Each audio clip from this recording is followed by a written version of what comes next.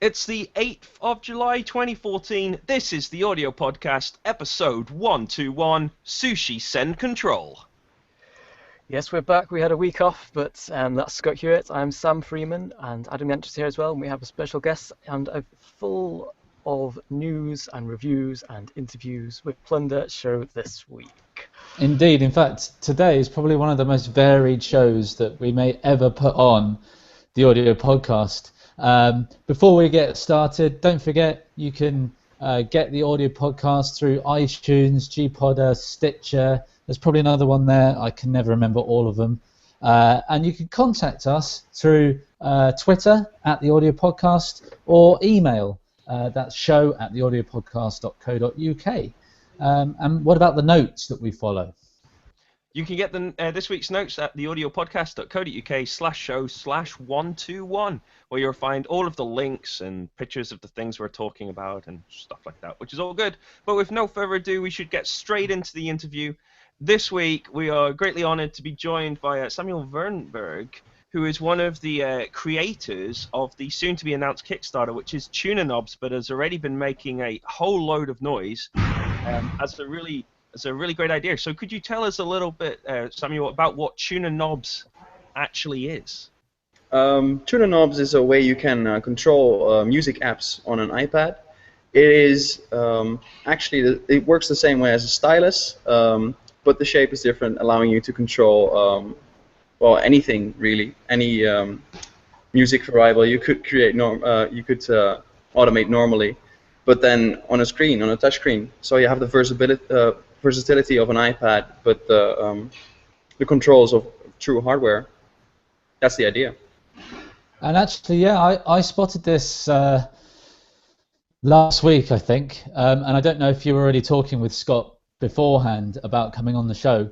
And yeah, I was really fascinated by this stylus thing. So as I understand it, I suppose that this device sits on top of the screen of the device, and it has like each knob has got a little thing that must touch the screen, and Yeah. then you read that data in and convert it and do whatever.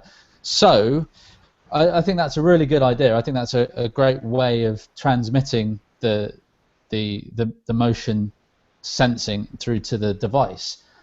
I suppose I'm asking is how does one integrate that into a music app that they have already? Well, basically, since it's just a stylus, the only thing a music app needs to do to incorporate Tuna Knobs into working is expect a certain touch. And an app that already does that, for example, is TouchOSC, that just expects the right signals for Tuna Knobs to be used. Mm-hmm. So TouchOSC is ready out of the box. If our Kickstarter is successful and Tuna Knobs are going to be produced, then TouchOSC will be compatible right out of the box. But we're also in contact with a lot of other app developers to broaden, of course, how many the amount of apps we can serve with Tuna Knobs. And Mm-hmm. one of the big things that happened last week, as we got a lot of attention, way more than we anticipated, was that the guys from Touchable, Zero Debug from Berlin, actually contacted us and said, well, we want Tuna Knobs to be working with Touchable, so can you tell us how? And after a quick to and fro, the next installment of their app will have Tuna Knob compatibility. Excellent. So yeah, that's going to be really nice, because the Ableton community has really been we have got a lot of email from the Ableton community that they wanted to see Tuna Knobs compatible with Touchable. So yeah, that's going to happen. Cool, excellent. That's excellent stuff. Now, how did the Tuna Knobs kind of affix to the kind of the iPad screen? How does that actually work? Okay, so we use micro suction cups, really small, at the base of the knob, and they suck onto your screen. They're connected to a separate axis, so you can still freely turn the knob on the screen. And Yeah, that's basically it. It's ridiculously simple, but it works. I think that's why everybody's got so excited about it, because it is so simple, and yet it's not yet been available. You've got there first. And I think for compatibility, all that's required is that the software has the dial on screen with the correct radius, basically. Yeah. And it has to be, I guess it has to be in the right place. So Yeah. I wonder, I mean, I wonder if that even means you need an SDK at all, or you can just say, okay, use a dial and put it at this coordinate on the screen and this coordinate on the screen to line up with the hardware underneath. Or I think that you can put the, I mean, correct me if I'm wrong, but I think you can put the suction cup on the dial anywhere on the screen. I think that's arbitrary. Yeah, that's also what makes it really flexible. So if you, for example, you're DJing with DB, the Zero Debug app, and you're changing screens, which means that your knobs are in a different place, your dials are in a different place. You can just pull the knob off of your screen, stick it on somewhere else, and it will work just the same. So yeah, you're really flexible in that. I saw the picture. So yeah, if any listeners want to see a good picture, you can head to the audiopodcast.co.uk/show/121 and scroll down a bit, and we've got a picture of what it could be an iPad or something. It's an iPad. It's an iPad, and yeah, so you've got 6. I thought it was like a bank of knobs that stuck on in a group, but so each one can actually just stick on anywhere on the screen. Yes, yes. Oh, that's really cool. So as part of would you sell a package of them, I suppose, like a set of 6 or a set of 4? Yes, yes. We're gonna go tomorrow when we go live. You can buy 1, 3, or 6, or even 10 if you're like really enthusiastic about knobs. And you've a big enough device for it all to fit in, I suppose. Well, they're actually quite small. So I think on an iPad you could definitely stick 10 on there.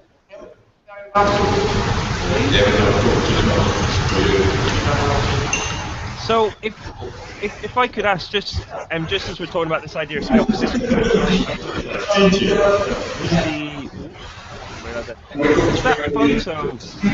photo an iPad Mini or a full-size iPad? That is a full-size iPad. That's it. Okay, so you iPad Air, actually, iPad Air. It's an iPad Air, so you'll be able to fit 5 of them across the width of an iPad Air. I'm just saying that's going to give people a great indicator as to what size they are, because most people. They're 22 millimeters in diameter. So I think 5 is possible. If you get really tight, you could fit 6 on there. Of course, yeah. And also, they don't have battery, I guess. They're just completely passive. They're completely passive. So also, they do not register as touch when you do not touch them. Which means that, like for an upcoming update on iPad, you can only have 11 touch points at the same time on the screen. But Tuna Knobs doesn't even interfere with that number because it only works when you touch them. Yeah. Aha, okay, that's cool. So it's using the conductivity from the... Exactly, top. exactly. So, we're all incredibly enthusiastic about it. Like the 3 of us. I think I could speak for us as in that way. I saw this and immediately thought it was a great idea. But if as none of us have pretended not to be enthusiastic, could you try and why would somebody find this useful? Why do you think this is something that somebody might find useful if they're working with an iPad to do some work? If you're working with an iPad to do audio, you're gonna miss out on a lot of tactility. You're gonna miss out on a feel. You have to look at your screen all the time. You do not want that. At least I do not want that. That was the main idea behind Tuna Knobs, is that I want to have physical controls. I want to have something that I can sense with my fingers, get an actual feel for. And I really miss that on touchscreens. And I mean, the response we've gotten so far is that I'm not the only one that misses that. So that's what Tuna Knobs wants to do. We want to give you the feel of actual music hardware on something that wasn't made originally to do that, but is very much capable of doing so. When that's yeah, great. One of the things that I thought of when I first saw these was something that we covered earlier this year, which is the Soundcraft VI 3000 digital desk, which is a very large console that has touchscreens displays, but built in to the touchscreens has knobs, so that Knobs built into it. yeah. Wow. So so you've got your console desk. It's in I suppose one way to find it would be through the audio podcast /show/107, or search on our show notes, or search on the internet for VI3000. And yeah, it's a large format mixing desk, but it has the knobs built in to the touchscreen, so that the function of the knobs changes, but they are physical within there. And at the time, I was very excited about that as well. But this is a kind of smaller version of that. The iPad equivalent is. Yeah, but it's also because if you put it on inside of a screen, you cannot change the location at any time. Exactly, yeah. So, for example, people that use their iPad in a really different way, for example, VJing, or are still stuck to the same places, where the tuner knob, you can change the orientation of the knobs at any given moment, whenever you feel like it. And I suspect, though I haven't found anything that remarks directly to it, that obviously as this is essentially you're just putting a additional kind of physical object on top of the kind of standard touch interface. That while you're building this with the illustration photos have all been iOS kind of iPad orientated and things like that, there's really no reason at all why this couldn't be extended into kind of other kind of touchscreen phones and even onto kind of touchscreen computers, as well as they kind of come in this. As long as they have a conductive screen, they will work. So, for example, my phone will work with this, which is great. Then I can control my lights when I'm in my room from my phone. So, I mean, yes, the possibilities are pretty much endless, because they work on any touchscreen.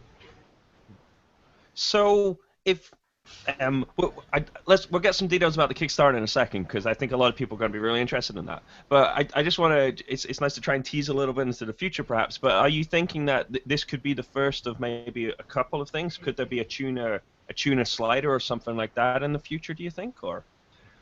Well, we've gotten this question from a lot of people through mail and through Facebook, and of course it's been a question that we asked ourselves from the very beginning, because yeah, if you do a knob, why not go for all the different kind of control methods you have on hardware?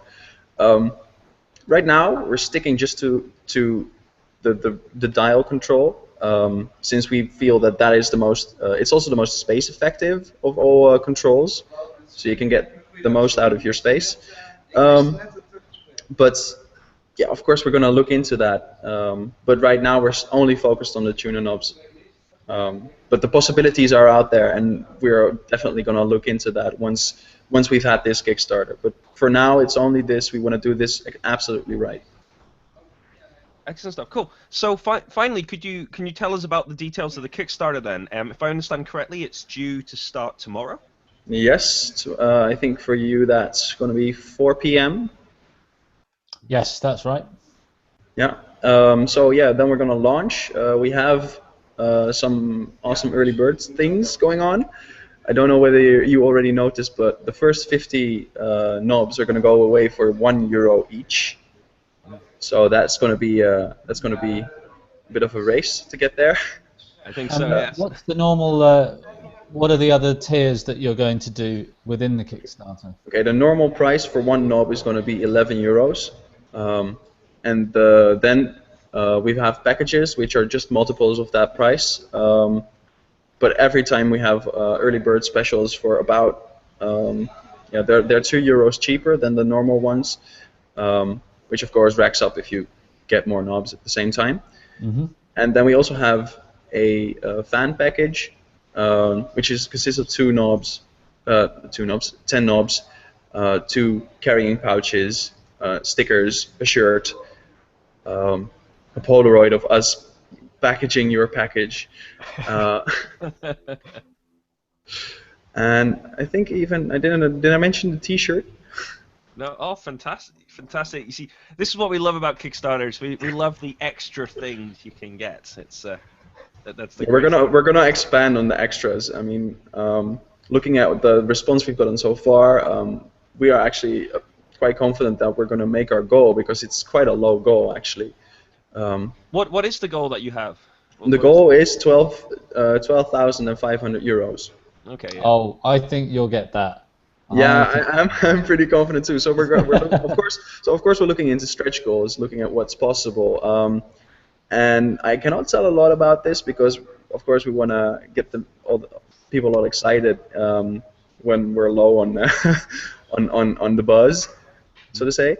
But what we want to definitely look into is collaborations with app makers, with template builders, to get Tuna Knobs to not just give people these rotary controls for their iPad, but the software behind it as well, because for a lot of people that already work with that stuff, that's obvious, but for a lot of people that do not work with that stuff, that might be a little bit weird. So, okay, right now I have a knob on my screen, but what do I control with it? So we want to go for something that's more a full package, but that's going to be the stretch goals.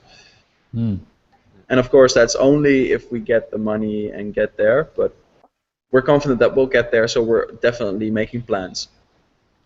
Well, you've got 3 fans in the members of the audio podcast, and we wish you all the best for your Kickstarter. And I imagine maybe one of us or multiple of us might actually jump on there. I wanted to try and get one of the €1 ones, but I can't. I'm going to be at the dentist. Oh, ouch! Ouch! Yeah, a double pain there. Oh well. Excellent stuff. Well, if you want to find out more about Tuna Knobs, then the website is tunadjgear.com. Though obviously you can find the link off the show notes for the audio podcast. Samuel, it's been an absolute pleasure having you join us. Thank you very much. Thank you, guys. It's been an honor for me too. It's been incredibly exciting to hear more about it. And as Adam says, we certainly wish you all the best with that. And perhaps once you've got the Kickstarter done and you're in the production, maybe you'll be available to join us once more and tell us how it's actually all worked out for you, because it'd be really interesting to find out more about it. Yes, maybe we can do a live review. Oh, that could be a lot of fun, yeah. There we go. I think we're trying to hold you to that one. We'll certainly give you a call once it's through. Excellent stuff. Well, thank you very much. Yes. Thank you very much, Samuel. It's been an absolute pleasure. Thanks a lot for your time. Thank you, guys. Have a good show. Cheers. Bye. Thank you.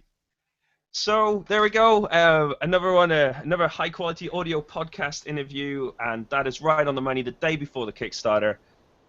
If you want your exclusive we were lucky reviews, though. it's the place to go, the audio podcast. It was supposed to happen yesterday, the launch for the Kickstarter, and it got delayed by 2 days. But we could have had a show last week, and we would have had the interview last week if we'd had the show.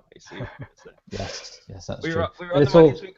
We do have some more people lined up for interviews as well, so there will be some more interviews in the coming weeks. But as Adam suggested, this is indeed a jam-packed audio podcast, because now Samuel Freeman has a review for us. I do indeed, and for the benefit of the YouTube viewers, I'm going to share the screen to the software in question, and everybody else will hopefully be able to hear it. So here we go. This is the String Studio VS2 from Applied Acoustic Systems. We've mentioned this on the last show, which was 2 weeks ago, and it is a synthesizer, and I'm running it currently in standalone version, but it can plug in to all the usual hosts. And it's slightly unusual in that it uses physical modeling as its basic thing. So we've got 3 main views. We've got play, edit, and effects. Edit is where most of the stuff happens. Inside here we can change the exciter and the geometry and various attributes of the string. Let's go back to play and listen to some sounds. I'm going to go to one of my own presets, which I've built together. The bank and program changes respond to MIDI, and they're very easy to work with. This is a bass type thing with an arpeggiator, which when one note is played will do that, but if I play multiple keys,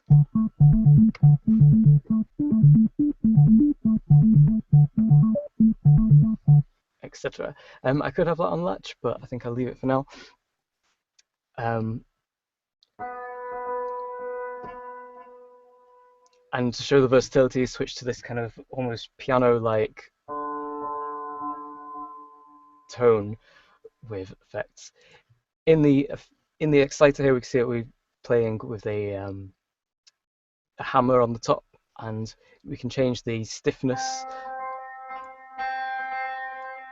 So that's the stiffness of the hammer. Exactly, yep. We could also change the stiffness of the string. Well, we could change the dampening on the string to change it quite radically. One of the things I found when playing with this in a larger context and sequencing through it is that it's not always immediately obvious how to change. I might want to change the sound in a specific way, and because I'm not hugely accustomed to the string model in here, it's not always. I can't just reach for a knob and turn it like I can with a lot of synthesizers. If it's a simple case of changing the filter settings or how the LFO is affecting the overall sound, that's okay. But there's a lot of dampening things all over the place. So in the termination, we've got the stiffness and mass, and we've got a whole damper section which can be gated or not. There's dampening there. Yep. So it's a not part always of obvious. learning it is really understanding how the models interact, and then knowing which control actually.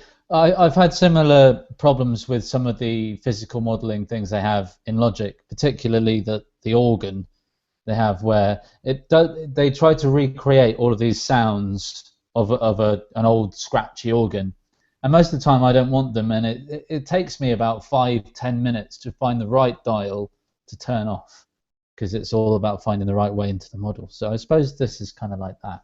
It is, but one of the advantages of the unusual controls in terms of is that you can then create sounds that are not obvious. So in music, there's different ways that you can enjoy the sounds. You can enjoy it because you understand how it works, or you can enjoy it because it's changing in a way that makes you go, well, how did they do that? And I found with automating some of these parameters in a DAW, I was able to get transitions that were kind of, I was pretty much just putting in curves at random just to see what combinations would sound like, and ended up with some results that are quite, because I was only new to it, I didn't know what I was doing, but what was coming out was really quite interesting. And with more experience, you'd be able to get your head around that and do some unusual things. The effects that are built in are fixed as an equalizer and compressor, which you have the full controls in the effects pane, but under play, you've also got access to the gain of the EQ and the ratio of the compressor, as well as one parameter for the chorus reverb, the chorus delay and reverb, with the full controls being here. They're adequate, but not very. Yeah, they're What's very. Is the chorus decent? The chorus. Let's see if we can hear it on this. Let's try something with more sustain.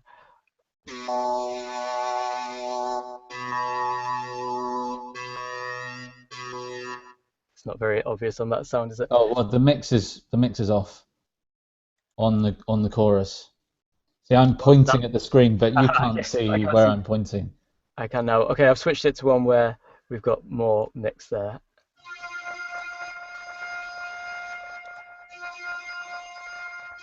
Is that a negative mix control? A positive negative one? Yeah, apparently. Oh, I wonder how that works. I wonder what happens when you go negative. Is it like a negative phase or something? Possibly. One of the things that we've got access, I think if you load it, it wouldn't switch to it, but from one of the things I did like about this is that you've got instant access to the manual, which I've now opened, but you're probably still not seeing. No, we can't see it. Yep. So that's So first of all, it looks. I'm saying it sounds pretty good. I'm saying the sounds are certainly usable. There's a lot of quality in them as well. I often think I always have this temptation, and I think Adam was kind of heading in that direction as well, to kind of start comparing the quality of bits that it shares with other things. It's like we all have choruses that we use, and therefore comparing its chorus against that chorus is one of the ways that you can compare things. But I often think the problem with that, the thing to be cautious with about that approach is there's a good chance that the chorus that's available in there is tailored to work with the synthesis output from the instrument as well.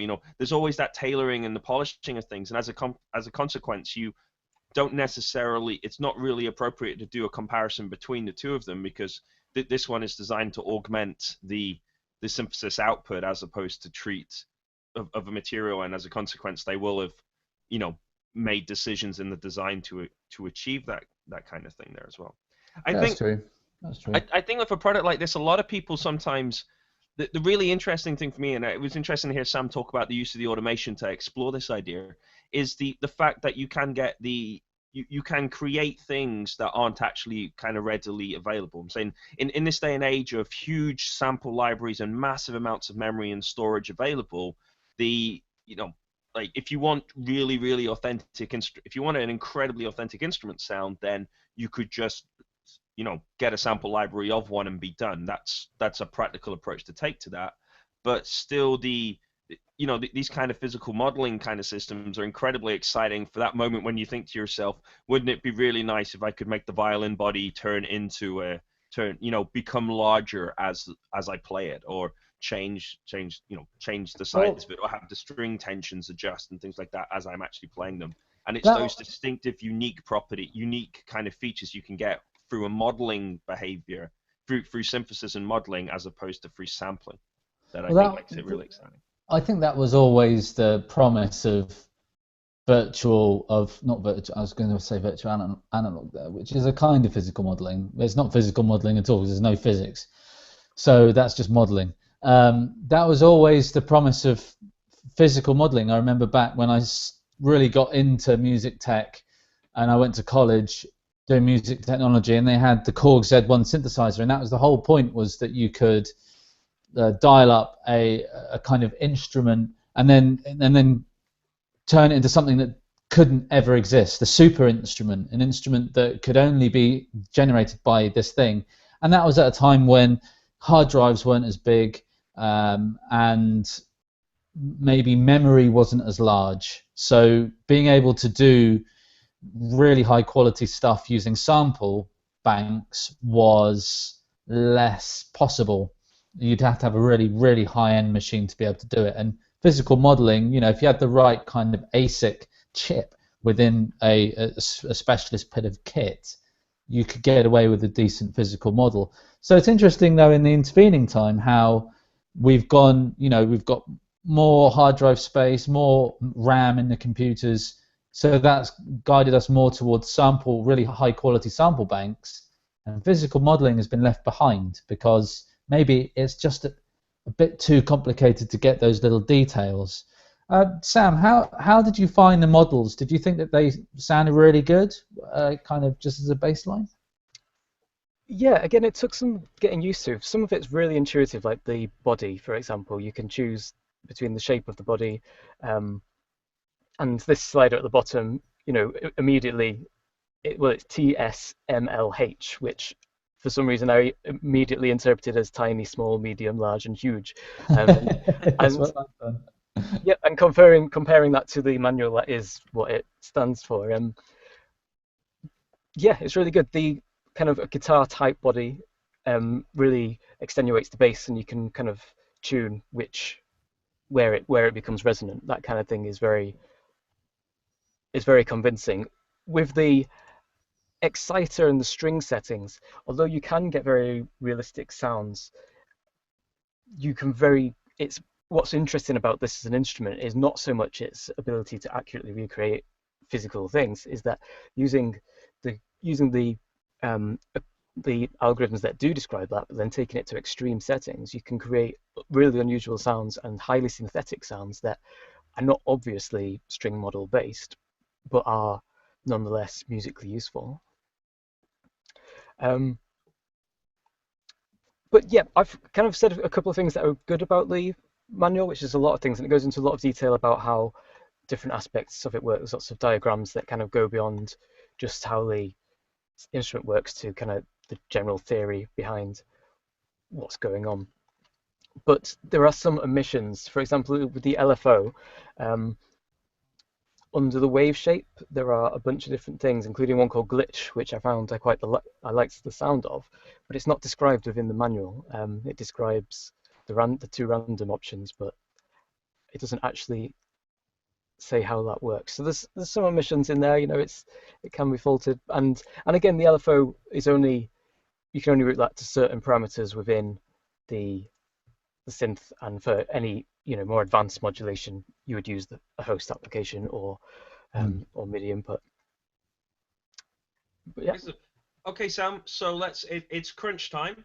Do you like it? It grew on me. At first, I wasn't convinced, but after spending more time with it, yes, I do like it. And I understand there's some sort of promotion running on it at the moment, with it being newly released. There is indeed. It is currently available until, is it the end of August? The end of August, I think. It's in the show notes. It's 4th of August. The 4th of August. So basically, pretty much the end of this month.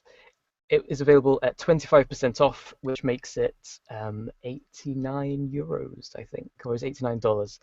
And there are some other ones there as well, some other of the AAS instruments that have the same reduction applied, including the Ultra Analog VA2 Lounge Lizard with an electric piano model, and Chromophone, the Creative Percussion Synthesizer. Oh, those have actually got 50% off.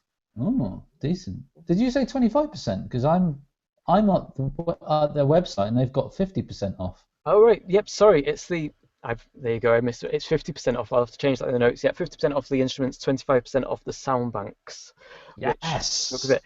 And in the category of liking these things, there is the if we look down on the same page here of the products from the Applied Acoustics website, this sound bank called Swatches is free. It's a sound bank, but it's kind of a preset thing, and all of these, as far as I can tell, all the sound banks can be played in their own instrument, which is free. And I'm trying to look what it's called. Oh, it's the is it not the AAS player? The AAS player, yep, that's exactly what it is. And I've given that a go as well. And basically with that, it's your preset surfing. There's absolutely no control beyond choosing what sound you've got from what bank. But that's actually can be quite liberating in a way. If you find a sound that works, and you can always process it further with extra plugins, or it doesn't work. I recommend that as a kind of way of playing around. I'm always going to look out for good quality free things in addition to stuff to spend money on, and that's in the category of that. Yeah. Excellent.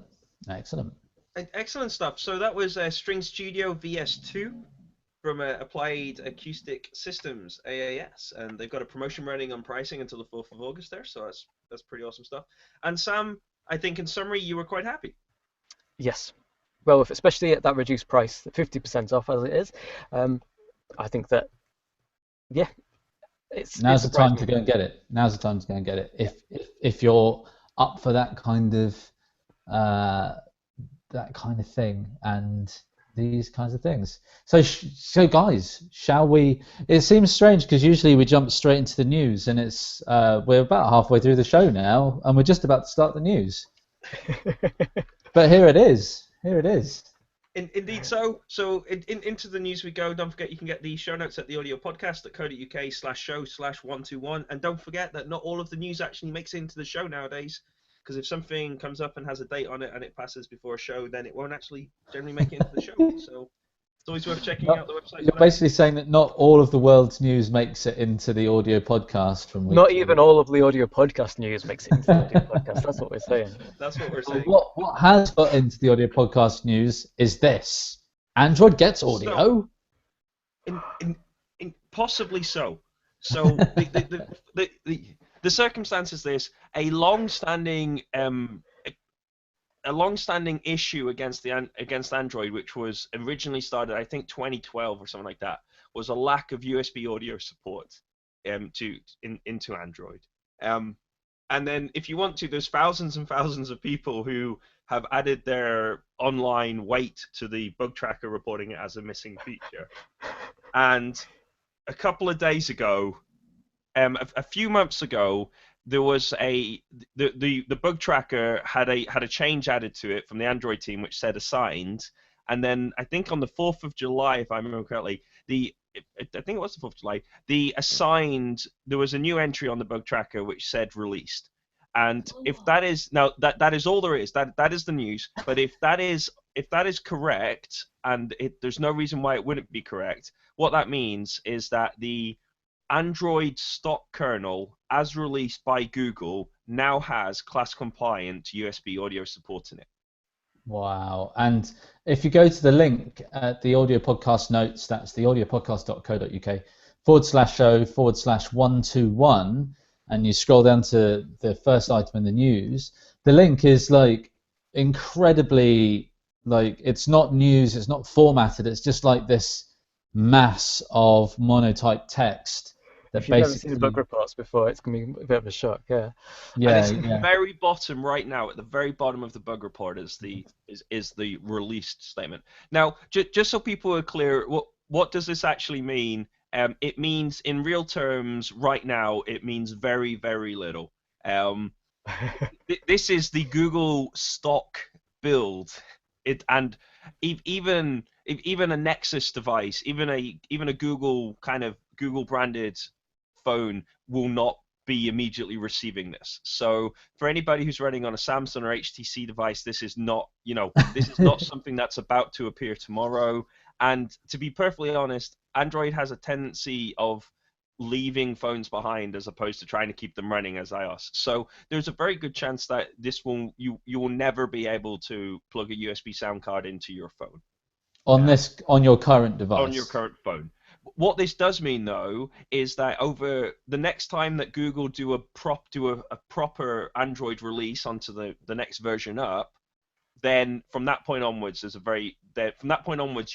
it should be there. People will have to remove it if they don't want it to be there, which means that you will be able to plug a class compliant sound card in, and it worked. Now, for people who are curious, what is a USB class-compliant sound card? They're generally the stereo in, stereo out sound cards. That is the class-compliant USB audio definition is 2 in, 2 out.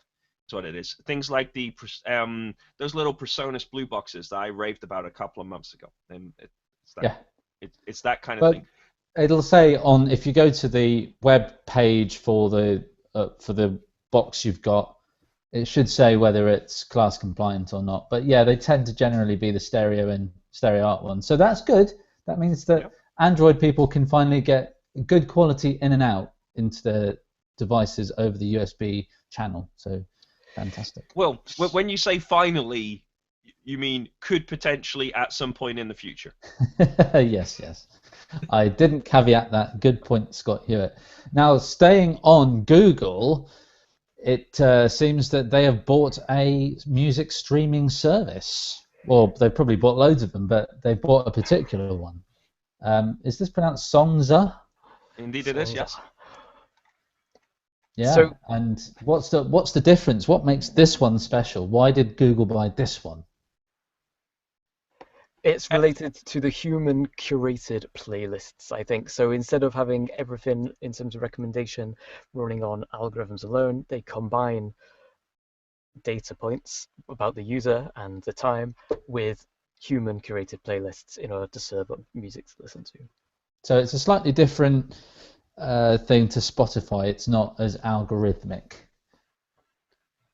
This is what it does is it takes information about you, the user, that you've consented to it having, and it takes contextual information about what you're doing or what it thinks you're doing, what the kind of thing it thinks you're doing, and then it combines that, it provides that information, and then relates that to human curated playlists of things like that as well.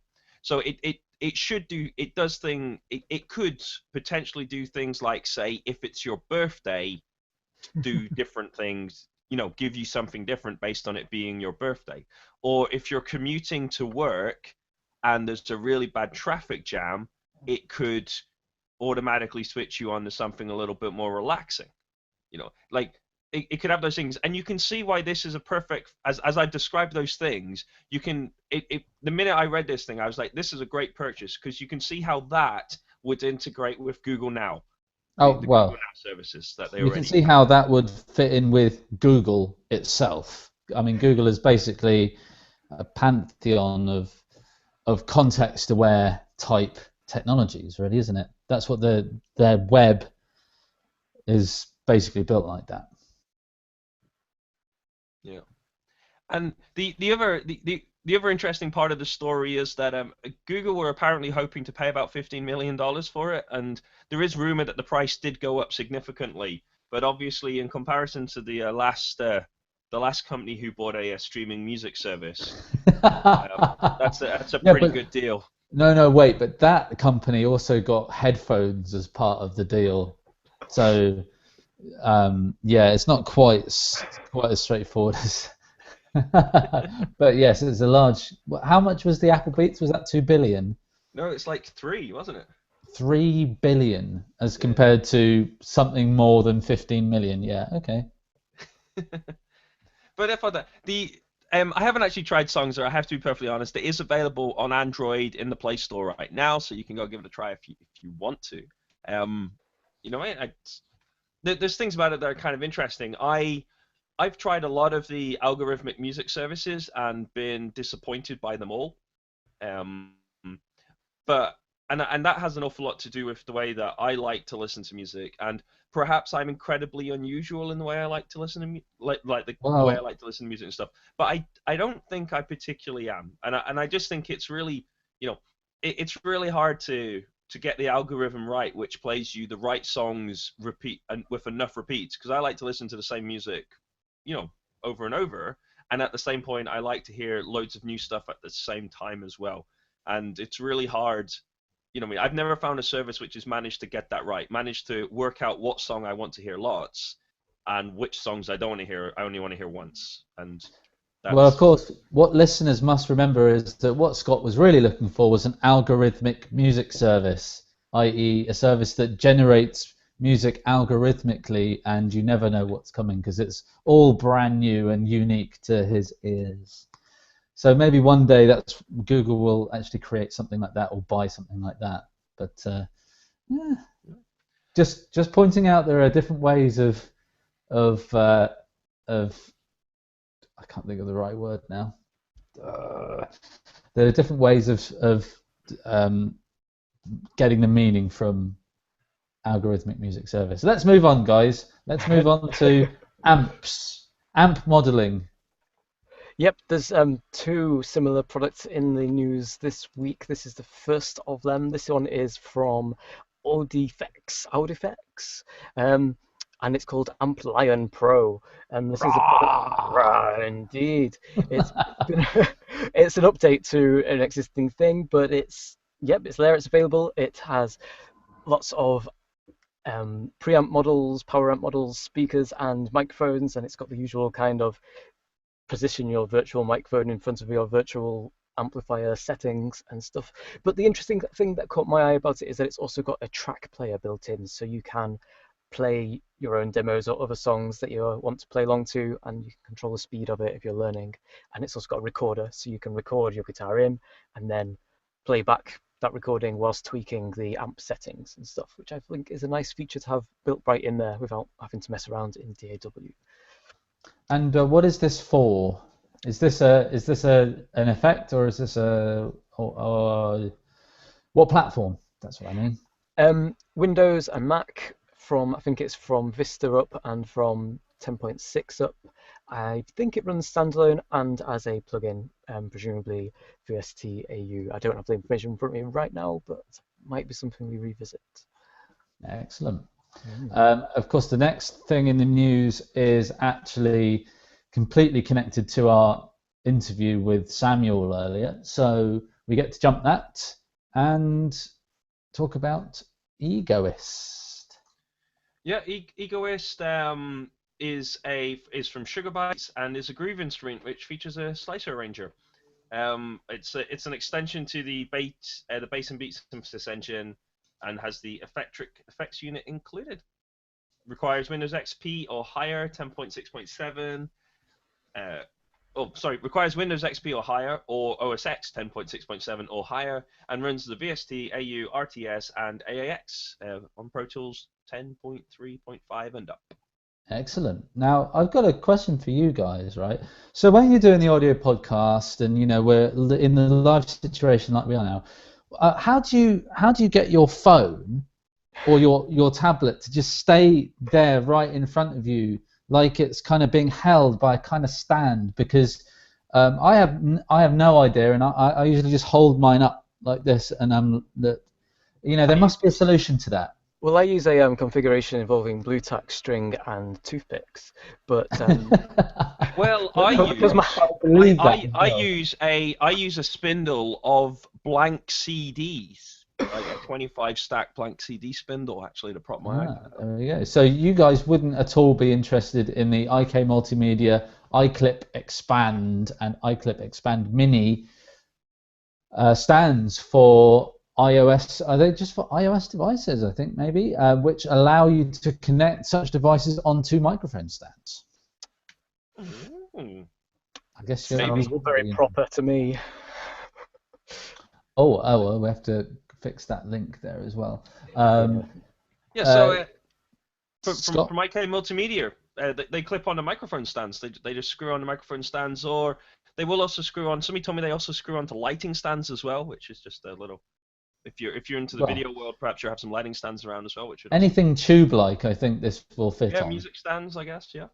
And is it just for iOS devices, or can you put in your Android or Windows tablet-type device? My take on this is that the iKlip has been around for a while from IK Multimedia, specifically for iPads, whereas the iKlip Xpand, which is the new thing we're talking about now, is adjustable and therefore would theoretically, within reasonable range, go to any tablet or any phone. Cool. And I can actually, in the picture, in the notes, you can see the springs, so it kind of pulls apart and then clips back in.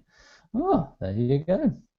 Maybe you get rid of your spindler CDs, Scott. Yes, I could. But then I'd need to buy another mic stand to attach it to. So, oh, what? You don't have a spare mic stand? That's insane. Well, I do, but I'm not. See, Adam, not everybody needs golf club bags to carry all their mic stands around with. I have to admit that I haven't actually put a mic stand in that golf club bag yet. I haven't put anything in it. It's just sitting in my garage. Okay, moving on from the shame. From the shame. The shame of having a second-hand golf bag in my garage, and it's just sat there and I haven't used it for anything yet. Not even for carrying your mic stands. That's unbelievable, Adam. Nope. This is completely unbelievable. Well, I have to be honest. I accidentally moved away from the notes, so I didn't know what was Positive Grid and the BIOS desktop. Yeah. Yes, indeed. This is Amp Designer number 2 of the week. Yeah. And number 3 over the last 2 weeks. Yes, that's true. Actually, yes. Yeah. Well, I don't know much about this one. Yeah. But BIOS Desktop is an Amp Designer. Positive Grid have released it. It's a modular plugin. It isn't actually available yet. It's going to be available in Q3, so that's like the bit between summer and autumn. But we all know that really when you say Q3, what you mean is at some point. It's really the best way to consider it. It's going to be available for OS X and Windows. It will be a VST, audio units, RTS, and AX, so all the normal formats we'd want. And the BIOS Desktop is going to is going to be their most realistic modeling engine, building on top of all the modeling that Positive Grid have already been doing. And we've been getting loads of iOS apps and things like that out of Positive Grid recently. And I think this is their focus, shifting a little bit onto the desktop to deliver that kind of iOS, the kind of functionality that's become established there onto the desktop platform. Yeah. And they're looking for beta testers right now. So if you want to get involved with an early beta test on it, then as of June 2014, they were looking for it. They were looking for one. Then June the 27th, though, so it's just the end. It's because we had a week off. That's the thing. Yeah. Oh, the news! How we've lost track of the news. But we've come to the end of the news section. now. And whilst it is probably the most widespread audio podcast we've ever done, there is no other section. And I we're always going put to other in, but I thought it'd get too long. I'm going to save my other. Like I have other up my sleeve. We'll save it for next. I've got a bit of plunder for next week as well. But let's get into this week's plunder. Starting with a blog from Audio-Technica, probably following the footsteps of Shaw and some of those other blog type things. It's a new blog that will feature hints and tricks from top professionals about all things audio production, and also features on various products which I suspect will be made by Audio-Technica. Are the hints? Is the hint to go and buy an Audio-Technica something? Yes. Well, it was nice that you referred to the Shure blog actually as we went into there as well, because the Shure blog is a prime example of how you do this really well, which is that every article essentially ends with the punchline, and you could go buy a Shure product about this. But at the same point, the actual article contains things that are worth reading. So, and I don't mind that. It makes sense. There's absolutely nothing wrong with people having here's a discussion about an issue, and as a consequence, we've invented, we have this product which addresses this issue. I think that's perfectly fine, and I would be hopeful that Audio-Technica will, and I suspect they will understand that is the way to do this. So I thought it was a good idea. They've already got some stuff up there which I thought was quite interesting, worth a look anyway. So you know what? I plundered it. Yeah. Well, it's good to get information sources for the listeners. Very good indeed. Of course, another information source that was created by us was our July How We Podcast special. It was actually the June How We Podcast special, where each of us over 3 episodes basically explained our podcasting setups, and they're quite different when you look at the 3. And I guess what you've done, Scott, is stitched the 3 together so you can watch them all in a row. Indeed, so rather than having to go, if you've missed the last couple of, if you've missed a few shows, then we did do, as Adam said, a podcasting special about how the audio setups that we use to do the podcasts. And I'm always acutely aware that a lot of the news section in particular, which sometimes is the longest part of the show, is not evergreen in any way whatsoever, and essentially loses its value within a week or a fortnight. So rather than expect people to kind of jump their way through the audio, I thought it was much better to have this is the How We Podcast special. And then I made it for July because while we recorded it in June, we didn't have a show last week, and it was the 1st of July. So that was our missing gap. However, you would only have known that if you subscribe to us on either YouTube or iTunes or on one of the, Gpodder or Stitcher or something like that, because I deliberately just put it into the feed and uploaded it and carried on with my day. So there you go. That was a special for our subscribers, and for those people who don't subscribe, then you'll find out about it now, or however you find out about the things when you haven't subscribed to them. And finally, for show 121 of the audio podcast, we have plunder of an article talking about the relative demise of professional recording studios. Yeah, it's quite a depressing read, actually. I haven't read it all, so I probably won't comment on it because I don't really know the details. Did you start weeping halfway through it, Adam? Was that why you didn't get to the end of it? I started weeping halfway through, and it was the tears were getting onto my keyboard, and I was very concerned that it might corrode the acid in my tears, because there was acid tears, was going to corrode the keyboard, and then I'd take my computer to Apple, and they'd be like, no, that's acid tears corrosion, that's not covered by the guarantee, and I'd have a useless computer. So that's why I stopped. There we go. If we're being serious, what is the nub of the article? What is it? What's the thrust of the article? Scott? Well, it essentially what they've done is they've gone and found a random studio somewhere and spoken to them about what their experience currently is, and then from that extrapolated what everybody else's experience is likely to be. It has a classic Guardian article feel to it. I think that they may have gone to 2 or 3 rather than 1, but that's the general gist of it, yeah. So like that. And I think in many ways it's it's a classic kind of mixed piece, is it really? Because obviously the music industry is kind of coming down from its highly profitable days and trying to work out how to become profitable or return to those levels of profitability. And a lot of it is, and they're talking about how there's significant squeezes on the amount of time that artists get to work and get to record, the amount of money that's available for post-production work, and at the same point the fact that the renewal cycle on hardware is obviously greatly accelerated now. The days of buying yourself getting a big SSL desk and leaving it there for 25 years are gone. You're having the costs of computing systems are constantly being added into there, and all these sort of factors, and whether the recording studio will survive. And I think they were a little bit. I think the answer is that it probably will, and people will probably continue to make music in their bedrooms as well. And essentially, that's been happening now for probably a decade, and will probably continue to happen for a while. Yeah, I suppose you can see it as being before you could really make some really good quality music in your bedroom. There would have been loads of professional spec recording studios out there that well, not filled the gap, but that was just how it was done, and it's just a change in the technological background. And big studios are still needed for certain things. Like, you can't record big symphonic things in your bedroom. You can't do certain things in your bedroom. There will always be a need for specialist spaces and specialist equipment to do certain things. It's just that a lot of the basic stuff we can now do at home. So the smart business will tailor itself to that. That's how I see it. We're not going to lose those specialist studios completely.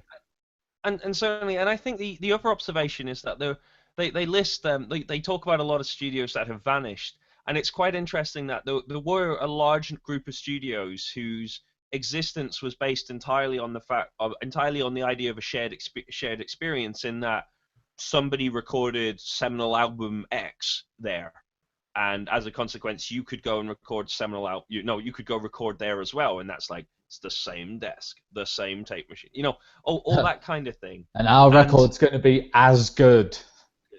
And it's a little bit sad actually when you realize that there was a segment of the recording studio industry who were certainly kind of sitting, or certainly selling on that kind of idea. Maybe not primarily, but it certainly was an added element to it.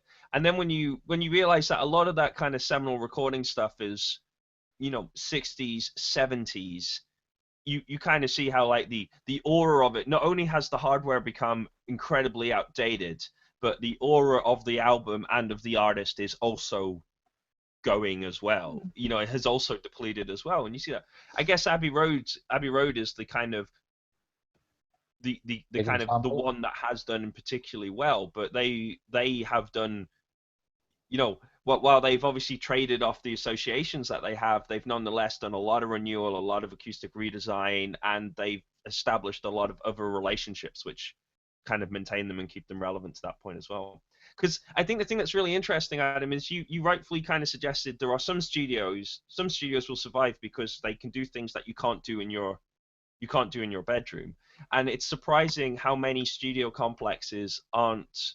I've been to a few as in a kind of consultancy role, and the number of them that I've been to, which have been only about the size of a bedroom anyway, and I think they're the ones that are in real trouble. If you're running a studio complex which has room for a drummer in the live room or room for another, if that's all you've actually got, then I think the days are really numbered. But if you're able to take an orchestra or even a kind of a quartet or something like that in there, then you're likely to be able. There's always going to be some work available for you on that basis of that. Well, the thing to remember is we're talking about equipment and spaces here, but probably the most important thing about making music is people, personnel, who does it, and these kind of iconic albums that they say, yeah, these were recorded in Abbey Road. Yes, okay, so the space has something to do with that, and the equipment they used has something to do with that, but really it's about the musicians the songs they've written, it's about the producer, it's about all these other people who have been part of that process and got this thing out. And maybe, I don't know, that I don't really rate, personally, I don't rate a studio because, oh, well, the Beatles recorded there. I don't care if the Beatles recorded there. I wasn't there, I wasn't part of it. Can I get a good person to produce my stuff? Am I a good producer? Those count more, and I think a good producer can get over problems with not having the best equipment and this kind of stuff. So I suppose that's another thing to There think we go. about. There you go. With that, we shall draw what has been probably not our longest, but it certainly feels like it's not that it hasn't been fun. It's just, we were a little late starting and we were all ready to go before. I don't know if we've hit an hour yet, so it won't be our longest show. I feel very drained though. I'm just. Shall I just boil sharing that some? with your listeners. I can boil some eggs live right now, and just to get us to the longer show if you want. Only if you do a binaural recording of it. No, I don't have my binaural equipment with me right now. Don't have your binaural boiling egg recording equipment with you. No, I don't. Sorry, guys. Now that would have been the show title had we not had a guest. But anyway, there we go. So that was the audio podcast. Are we having a show next Tuesday, guys? Yeah. There we go. There is a show next Tuesday. Fantastic. Just need one of it to say yes, and we can have one. There we are. It's fine. So there's a show next Tuesday. There we go. That was the audio podcast. We should say thank you once more to Samuel Verburg of, who came to tell us all about Tuna Knobs. That was awesome. Sam, thank you very much as well for your review on String Studio VS2 from AAS. Excellent stuff as well. Thumbs up. We were big fans of that sort of stuff there as well. I've been Scott Hewitt. You can get the show notes at theaudiopodcast.co.uk. Don't forget to subscribe if you enjoy the show. It's nice for us. I've had a blast. I'm Samuel Freeman. Back next week. And I am Adam Jansch. I will continue to be Adam Jansch for next week, and we will catch you all then. Have a good week, everyone. Goodbye. Goodbye.